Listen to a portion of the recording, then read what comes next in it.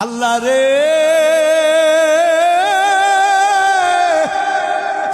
এই গুনাহগুলি নিয়া তোমার দরবারে কেমন করে হাজির হব আল্লাহ, বড় ভয় লাগে। অন্তরের ভিতরে বড় ভয় জাগে গো আল্লাহ। তবে আমি একটা কথা জানি আল্লাহ গো, মানুষ যতই গুনাহ করুক না কেন, মানুষের এই গুনার শেষেও তো তোমার রহমত আছে গো আল্লাহ। আল্লাহ আমি শুনেছি মানুষের গুনাহ যতই বড় হোক না কেন আল্লাহ, মানুষের গুনাহ থেকেও নাকি তোমার রহমতের দরিয়া আরো বিশাল। ও গো মালিক, জীবনে তোমার সিজদা দেই না, জীবনে তোমার ইবাদত বন্দেগী করি নাই আল্লাহ। বলতে বড় লজ্জা লাগে, কিন্তু তুমি ছাড়া তো আমার আর কেউ নাই গো আল্লাহ। আল্লাহ এই নাফরমান বান্দার প্রতি তুমি একটু দয়া করো না। এই কথা বলিয়া ওই যুবক ভাইটা কান্নাকাটি করে। ওই মা জননী সন্তানের এই বেহাল দশা দেখে মাও কান্নাকাটি করে। একটু পরে যুবক মায়ের হাতটা চাপিয়া ধরিয়া মাকে ডাক দিয়া বলে, মা আমি তোমারে দুইটা কথা বলবো।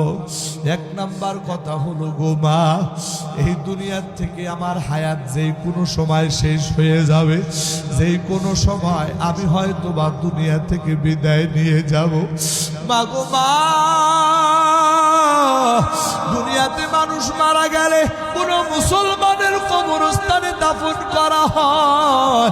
ও মা, আমি মারা যাওয়ার পর আমারে কোনো মুসলমানের কবরে দাফন করিও না। আমি যে কত বড় পাপী গো মা, আমার পাপের কারণে কবরের মানুষদের আযাব বেড়ে যাবে। ও গো মা, তোমারে দুইটা ওসিয়ত কইরা যায়। এক নাম্বার ওসিয়ত, আমার মৃত্যুর পরে তুমি আমারে মুসলমানদের কবরে দাফন করবা না। দুই নাম্বার ওসিয়ত, ও মা, এই দুনিয়ার সব থেকে নিকৃষ্ট প্রাণী হলো কুকুর। যদি কুকুর মারা যায়, ওই কুকুরের গলা মানুষ রশি লাগাইয়া ওই কুকুরে টানতে টানতে যেমন ময়লার ডাস্টবিনের ভিতরে ফালায় দিয়ে আসে। ও গো মা,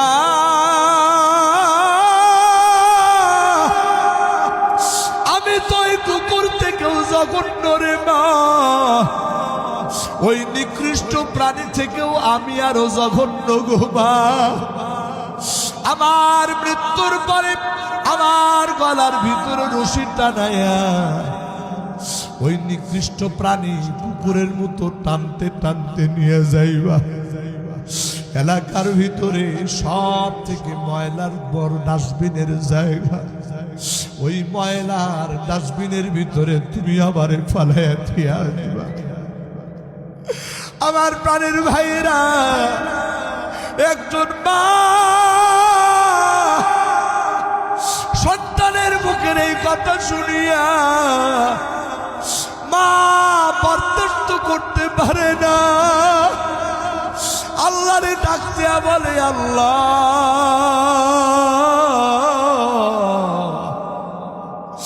আমি মা হইয়া এই দুঃখ আমি কেমন করে সহ্য করব গো আল্লাহ। আল্লাহ আমি আর সইতে পারতেছি না গো বাবু। এই ঘটনার পরে কিছুক্ষণ পরে ওই যুবক সন্তানটা দুনিয়া থেকে বিদায় হয়ে যায়। এবার মা পাগল পাড়া হইয়া আবার হাসান বস্তির দরবারে চলে আসছে। হুজুর গো, যেই সন্তানের তওবা পড়ানোর জন্য আসছিলাম, আমার সন্তান আর দুনিয়াতে বেঁচে নাই, দুনিয়া থেকে বিদায় হয়ে গেছে।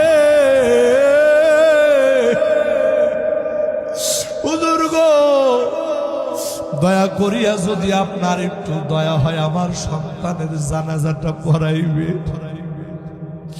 হযরত হাসান বসরি ধমক দেয়, বলে তোমার সন্তান জীবনে নামাজ পড়ে নাই, তোমার সন্তান জীবনে কোনোদিন কোনো নেকির কাজ করে নাই, সারা জীবন ভর শুধু মদ পান করেছে, গুনাহ করেছে।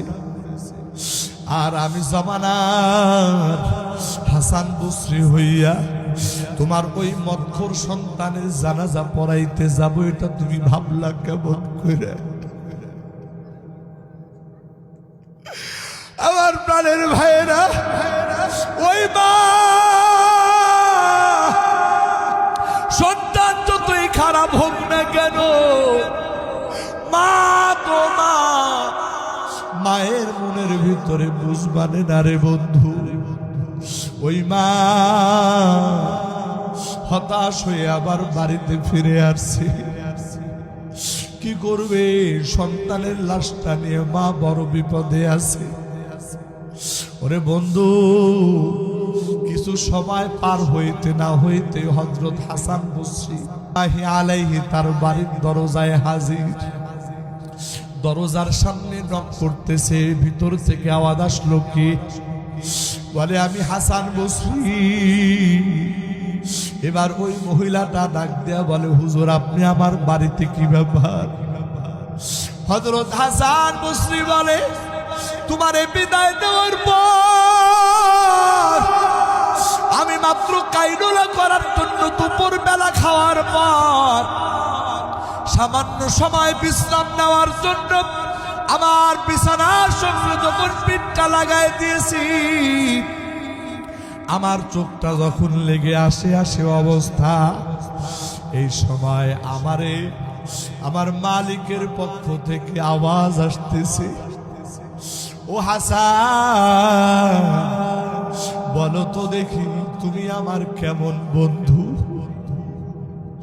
অথচ তোমার এলাকার ভিতরে আমার একজন বন্ধু মারা গেল, অথচ তুমি নাকি আমার বন্ধু হয়ে বন্ধুর জানাজা পড়াইবা না।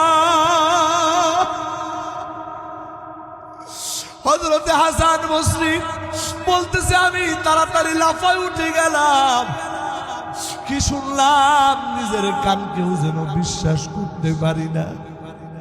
হঠাৎ করে মনে হইল তোমার সন্তানটা তো দুনিয়া থেকে বিদায় হয়ে গেছে। আরে আমার আর বুঝতে বাকি নাই আমার আল্লাহ কোন বন্ধুর কথা বলছে। হয়তোবা তোমার সন্তান এমন ভাবে তওবা করেছে, ওই তওবা আমার আল্লাহর দরবারে এমন কবুল হয়ে গেছে, যেই কারণে আমার আল্লাহ গুনাহগারের দফতর থেকে তোমার সন্তানের নাম কাটিয়া আমার আল্লাহর বন্ধুদের কাতারে তোমার সন্তানের নাম উঠায় ফেলেছে। আল্লাহু আকবার, আল্লাহ।